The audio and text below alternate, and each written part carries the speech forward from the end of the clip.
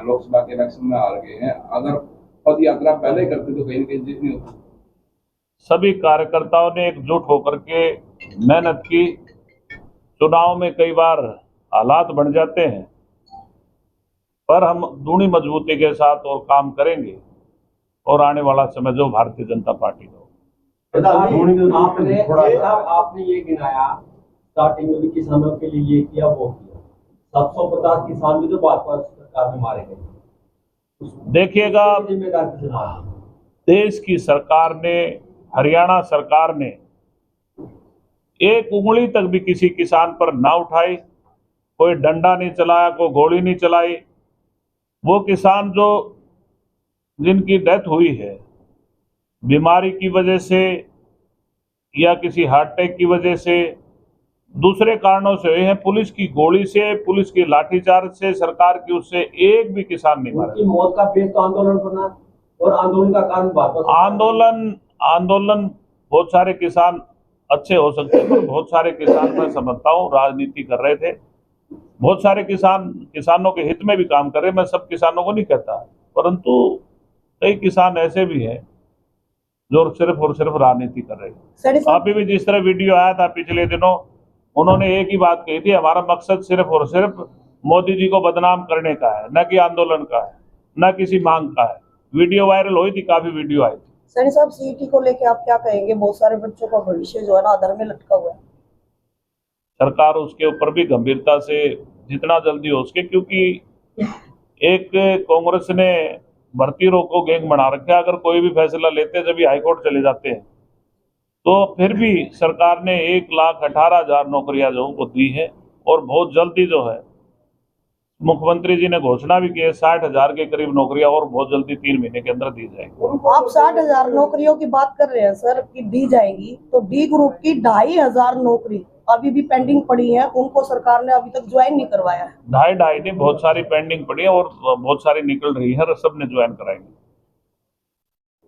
इसी तरीके से बीपीएल कार्ड के लिए साफ सुथरा काम कर दिया, कोई करप्शन नहीं है, किसी प्रकार का कोई पॉलिटिकल इंटरफेरेंस नहीं है। जिसकी आय फैमिली आईडी में 1,80,000 है, अपने आप जो है बीपीएल कार्ड बन के घर आ जाता है, कहीं जाने की जरूरत नहीं है। किसी ने सपने में भी न सोचा था धारा 370 खत्म होगी, 35 खत्म होगी, राम मंदिर का निर्माण होगा, वाराणसी का कॉरिडोर बनेगा। ये सब जो है मजबूत नेतृत्व की वजह से, इच्छा शक्ति की वजह से संभव हो पाया है। आज पंचायतों को पूरा हक, जो पंचायत प्रतिनिधि है उनकी बहुत सारी फैसिलिटीज जो देने का काम हरियाणा सरकार ने किया, नायब सरकार ने। नायब जी ने पिछले दिनों, आप सबको पता ही है, 21 लाख तक की पावर इनको दी है, और स्वतंत्रता दिवस, गणतंत्र दिवस के ऊपर 31,000 तक खर्च कर सकते हैं।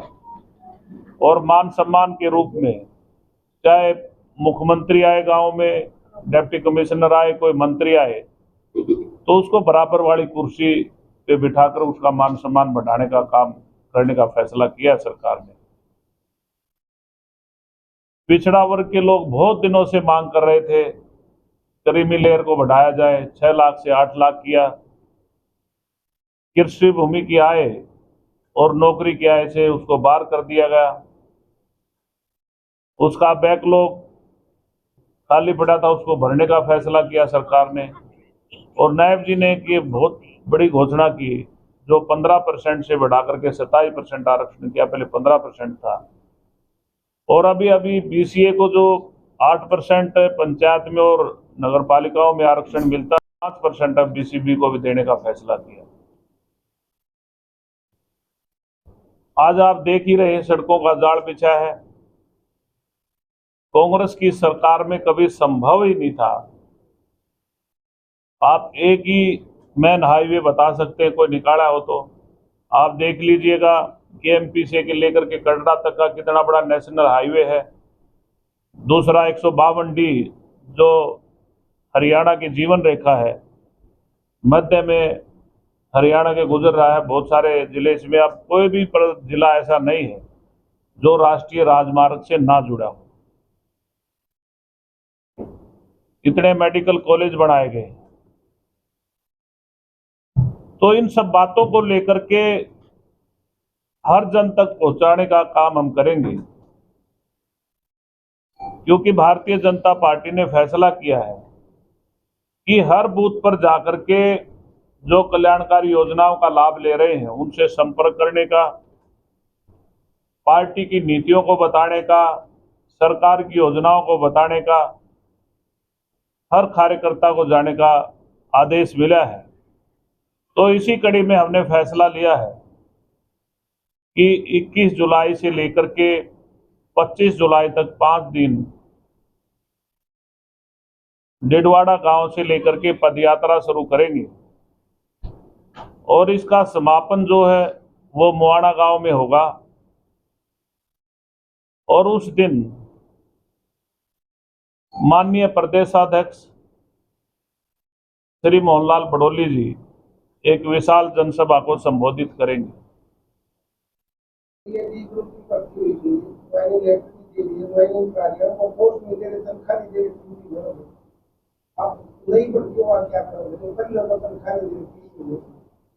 ऐसा कोई नहीं है रमेश जी, सबको तनख्वाह मिलेगी, एक एक पाई दी जाओगी। नहीं, एक एक पाई दी जाएगी। जब उनकी ज्वाइनिंग पोस्ट ही नहीं मिल रही, उनको पोस्ट भी मिलेगी, सारे काम होंगे, कोई दिक्कत नहीं है। प्रचार संहिता लगी हुई थी, प्रोसीजर चला हुआ है, बोर्ड जो है बोर्ड अभी है। आपने अभी कहा कि भाई कांग्रेस के लिए राजनीतिक व्यवसाय, तो बीजेपी समाज सेवा के लिए उत्तर प्रदेश में अयोध्या के पास हरियाणा योग आयोग के चेयरमैन जयदीप आर्य, यूपी के पूर्व डीजीपी जसपाल सिंह, एसपी अमेठी, इन्होंने कोड़ियों के भाव करोड़ों की जमीन का व्यवसाय नहीं है। अगर देखिए, पार्टी और व्यक्ति विशेष अलग अलग है। पार्टी की जो है भावना है, पार्टी जो एजेंडा, हर पार्टी का जो सिद्धांत है वो बिल्कुल समाज सेवा। अगर कोई व्यक्ति विशेष अगर कोई गलती करता है वो पार्टी नहीं है, उसको सजा मिलेगी, उसको उसके अनुसार उसके ऊपर कानूनी कार्रवाई होगी। नहीं, एक मिनट बात सुनो, पार्टी में और आम आदमी में फर्क है। पार्टी अलग है, व्यक्ति अलग है। व्यक्ति अगर गलती करेगा तो वो उसको कांवड़ का मुद्दा उठा है। कभी कांवड़ यात्रा मुजफ्फरनगर शाम 3 से आदेश जारी कर दिए कि भाई दुकान पे इसका का नाम लिखना चाहिए। ये कहाँ तक बात है? क्या ये सांप्रदायिक पूरी तरह सांप्रदायिक? इसकी मुझे जसमेर जी जानकारी नहीं है, क्योंकि नहीं, स्टेट की जानकारी में तो स्टेट की जानकारी ज्यादा, मैं तो अपने प्रदेश की जानकारी, मैं उत्तर प्रदेश की जानकारी। यात्रा शुरू करोगे आप, उस यात्रा का मुख्य मकसद क्या है? मुख्य मकसद मैंने बताया है, जो कल्याणकारी नीतियां हैं सरकार की और जो विकास कराए हैं प्रदेश में, उनको जन जन तक अवगत कराने का मकसद है। चेयरमैन साहब, जब आपके प्रदेश अध्यक्ष बड़ोली जी बनाए गए तो उन्होंने एक 5 साल में 3400 समथिंग करोड़ जो है मुआवजे के रूप में किसानों को मिला है। किसानों को अपनी जिन्नस बेचने में दिक्कत ना हो, उसके लिए फलों के लिए अभी पिंजौर में पहले से ही अब मुख्यमंत्री जी ने 3 दिन पहले उद्घाटन किया है। इसी तरीके से सोनीपत में मंडी बनाई गई है, मसाला मंडी बनाई गई है, और गुड़गांव में फूल मंडी बनाई गई है। इस तरीके से हर जगह, ताकि किसानों को कोई दिक्कत ना आए, उनके उत्थान के लिए हर प्रयास किया जा रहा है। जहां मैं आम आदमी, गरीब आदमी, दलित पिछड़ा वर्ग की बात करूं, आज ऐसी योजनाएं बनाई हैं, जिस तरह से फैमिली आईडी के साथ 550 के करीब कल्याणकारी योजनाएं जोड़ने का काम सरकार ने किया। चाहे उसमें आयुष्मान कार्ड है, 3 लाख तक की आय है। तो पहले क्या होता था, बीमारी के कारण आम आदमी इलाज की वजह से, इलाज ना होने की वजह से डेथ हो जाती थी। परंतु ये देश में ऐतिहासिक फैसला भारतीय जनता पार्टी की सरकार का कि आज बीमारी से किसी की जान नहीं जाएगी, फ्री में 5 लाख तक का इलाज किया जा रहा है।